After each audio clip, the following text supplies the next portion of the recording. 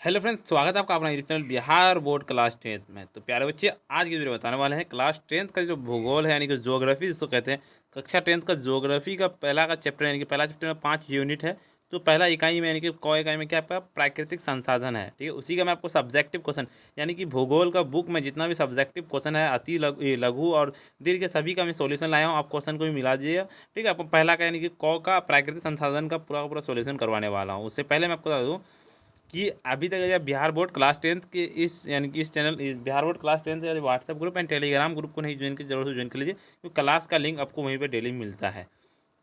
और अभी तक इस वीडियो को अगर आप लाइक नहीं किए ना, वीडियो को एक बार लाइक कर दीजिए, और साथ में चैनल को, और बिहार बोर्ड क्लास 10th के इस चैनल को भी सब्सक्राइब नहीं किए तो जरूर से एक बार सब्सक्राइब कर लीजिए प्यारे बच्चे। सब्सक्राइब करके बेल आइकन को प्रेस कर दीजिए, और अपने फ्रेंड्स को इस वीडियो को जरूर से एक बार शेयर करें, ताकि आपका ही फ्रेंड्स इस वीडियो को देख ले और उसका भी एग्जाम में 450 प्लस लाने का सपना साकार हो सके, ठीक है। और मैं आपको आज की वीडियो बताने वाला हूँ कि अगर आप भी चाहते हैं ऑल सब्जेक्ट का PDF नोट लेना और पढ़ना ऑल सब्जेक्ट का, तो कैसे ले सकते हैं मैं आपको बताने वाला हूँ, ठीक है। उससे पहले आपको बता दूँ कि मेरा नाम है शाहनवाज सर, आपको इतना पता होना चाहिए, और ये मोबाइल नंबर है, इसमें आपको कांटेक्ट करना अगर PDF या नोट्स चाहिए तो, ठीक है। अब देख सकते हैं Bihar board class 10 geography solution chapter 1 प्राकृतिक संसाधन। प्राकृतिक यानी कि जो भारत संसाधन है ना, भारत संसाधन एवं उपयोग, पहला चैप्टर ये है। आपको उसका इकाई क्या है, आपका प्राकृतिक संसाधन। प्राकृतिक संसाधन के अंदर में कौन कौन सा आता है आपको तो ये पता होगा, ठीक है। प्राकृतिक संसाधन के अंदर आपको भूमि और मृदा संसाधन दोनों आता है, ठीक है। मैंने आपको इस चैप्टर का, यानी कि जो प्राकृतिक संसाधन है, इसका मैंने आपको ऑब्जेक्टिव पहले ही ऑलरेडी करवा चुका हूँ। ऑब्जेक्टिव का वीडियो नहीं देखा ना, जरूर से आगे देख लीजिएगा, मैं नीचे लिंक दे दूंगा। इस वीडियो में आपको सब्जेक्टिव पूरा लघु दीर्घ सभी करवाने वाला, तो इसीलिए वीडियो को पूरा कंटिन्यू एंड तक देख के जाइएगा प्यारे बच्चे।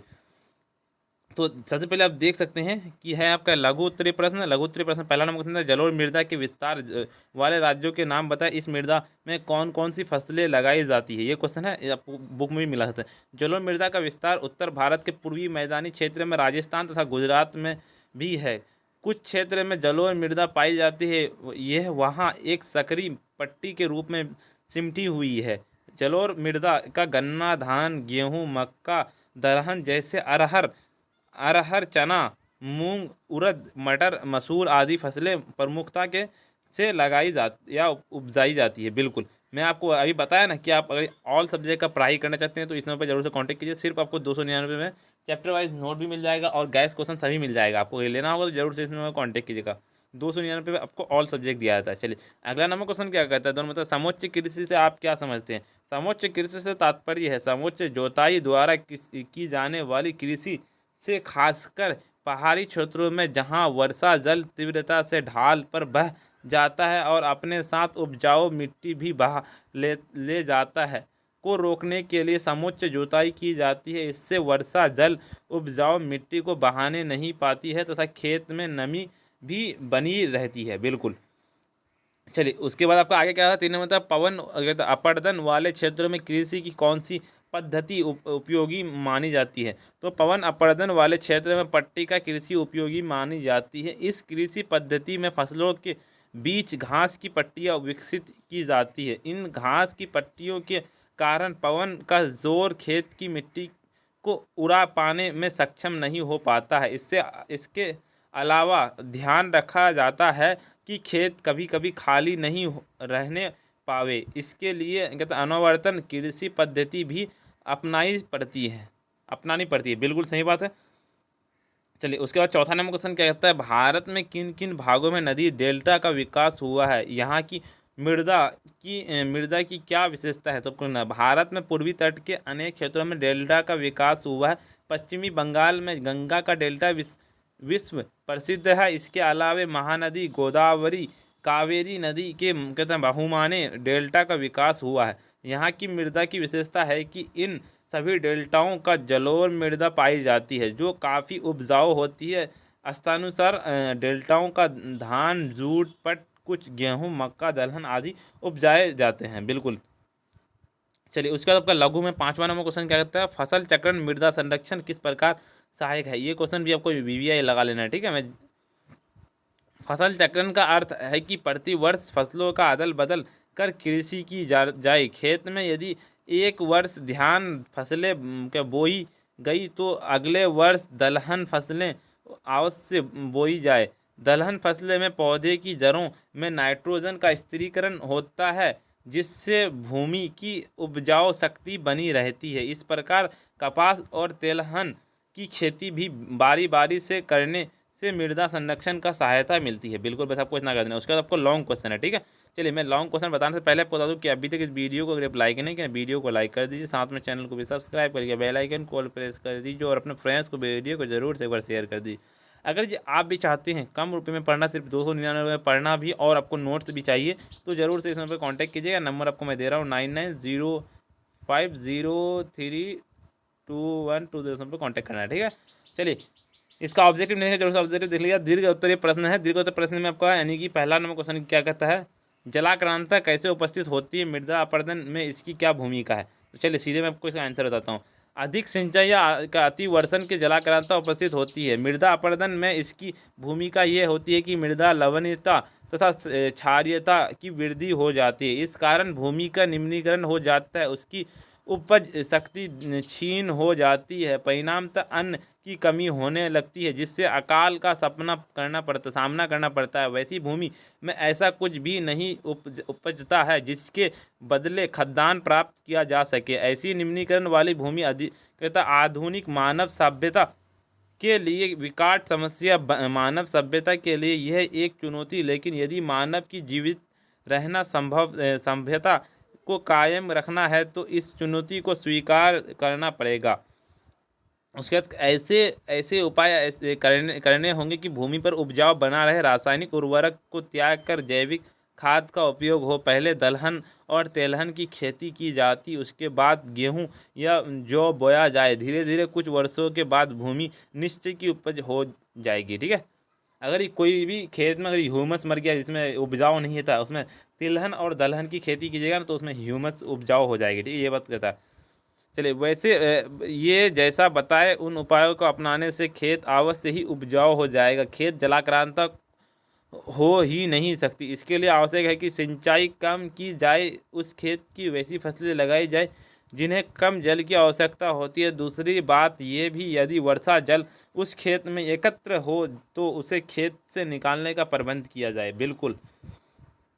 और अगर आप भी चाहते हैं कि ऑल सब्जेक्ट का नोट्स लेना और पढ़ाई करना, तो आपको प्यारे बच्चे सिर्फ आपको मात्र 299 में दिया जाता है। ये फैसिलिटी पूरा साल आप पढ़ सकते हैं। इस नंबर पर ये 299 में इस नंबर पर कांटेक्ट कीजिए प्यारे बच्चे। सभी बहुत सारे बच्चे स्टूडेंट ज्वाइन हो चुके हैं, ले रहे हैं कोर्स।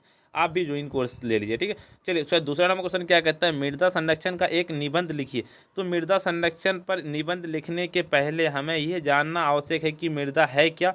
पृथ्वी के अंदर पाई जाने वाली सभी मिट्टी मृदा नहीं है। मृदा मात्र पृथ्वी की उसकी ऊपरी पतली परत को ही कहते हैं, जिसकी गहराई अधिक 20 से 30 सेंटीमीटर तक है। पृथ्वी पर उतनी ही गहराई तक की मिट्टी को मृदा कहते हैं जितनी गहराई तक कृषि कार्य होता है। इसका अर्थ हुआ कि सभी मिट्टी मृदा नहीं है, लेकिन सभी मृदा मिट्टी है। देखिए, आपको ये पॉइंट याद रखना।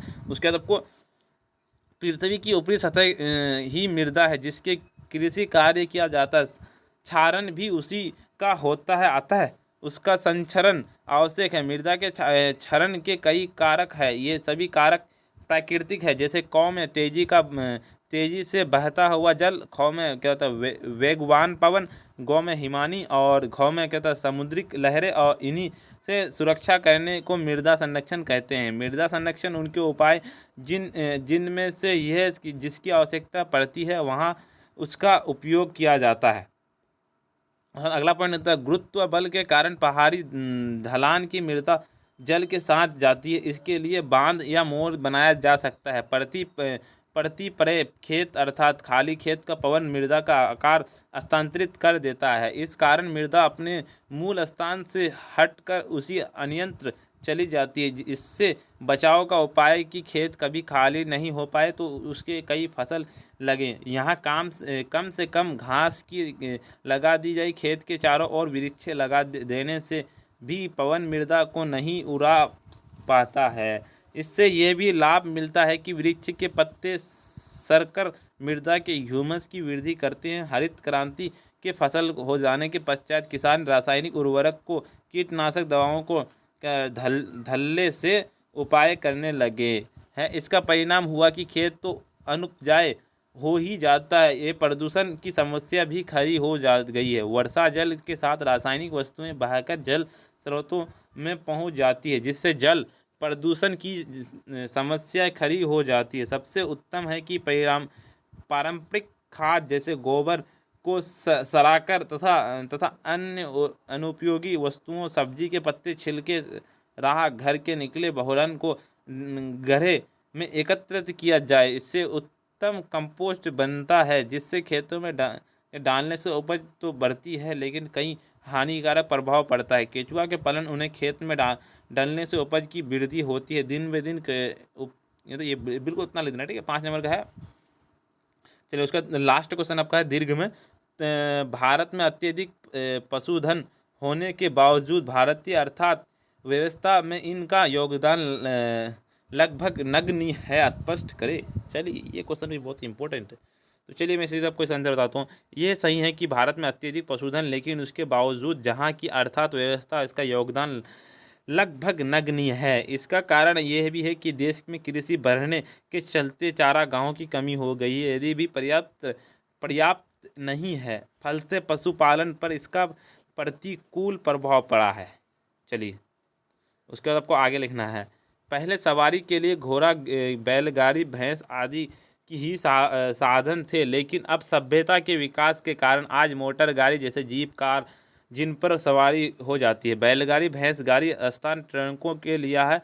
अब छोटे छोटे कस्बों में बनारों तक ट्रक सामान पहुंचा देते हैं। पहले कृषि कार्य में खेती की जुताई के लिए हल का उपयोग होता था, अब बैल या भैंस खींचते थे। सिंचाई की मोटर या रहट बैल की खींचते थे। तेल पेरने में बैल का उपयोग होता था, लेकिन आज सभी काम मशीनों से होता है। खेत में जोतने के लिए एक्चर, सिंचाई के लिए ट्यूबवेल या पारंपरिक कुआं जिसे पंप लगा बिजली चलाती है। मोटर, जनरेटर चलाकर सिंचाई कर ली जाती है। ट्रैक्टर तो माल ढोने के साथ साथ यात्रा करने का में काम आ जाते हैं। फलते कहता है बैलापन या भैंस पालन की और से भी लोग उदासीन हो गए हैं। आजकल केवल गाय और भैंस को पशुधन माना जाता है, उसी पालन होता है। यदि गाय बाछा देती है तो भैंस पारा देती है, तो उनको पालना लोग बोझ समझने लगते हैं। केवल छोटे किसान बैल और भैंस रखते हैं। यह कहना चाहिए कि भारतीय अर्थव्यवस्था पशुधन योगदान के नगण्य आवश्यकता किंतु समाप्त नहीं है, ठीक है। चलिए बस आपका इतना सब्जेक्टिव क्वेश्चन था, ठीक है। यानी कि पहला का कॉम है आपका ना, प्राकृतिक संसाधन में आपका इतना सब्जेक्टिव क्वेश्चन था। अगर आप भी चाहते हैं इस चैप्टर का सब्जेक्टिव नोट्स लेना, ऑल सब्जेक्ट का सब्जेक्टिव प्लस ऑब्जेक्टिव नोट्स लेना और पढ़ाई करना, तो सिर्फ आपको PDF एंड नोट्स दिया जाता है, सिर्फ 299 रुपये में, ठीक है। आपको पूरा साल प्राइस अगर आपको लेना है तो इसमें आपको कॉन्टैक्ट कीजिएगा। सभी स्टूडेंट ले रहे हैं। उससे पहले आपको बता दो कि अभी तक वीडियो को लाइक नहीं किया, वीडियो को लाइक कर दीजिए, साथ में चैनल को भी सब्सक्राइब करके बेल आइकन कॉल पर प्रेस कर दीजिए और अपने फ्रेंड्स को वीडियो को जरूर से एक बार शेयर कर दीजिए। और अभी तक व्हाट्सएप पर, टेलीग्राम को नहीं जरूर से जाने के नीचे लिंक दिया हुआ, लिंक से बाद जरूर से इसमें मैसेज कीजिएगा। नंबर नोट कर लीजिए 9905032120 में मैसेज करना है। तो प्यारे बच्चे आज के इतना ही, फिर मिलते हैं हम नेक्स्ट वीडियो में।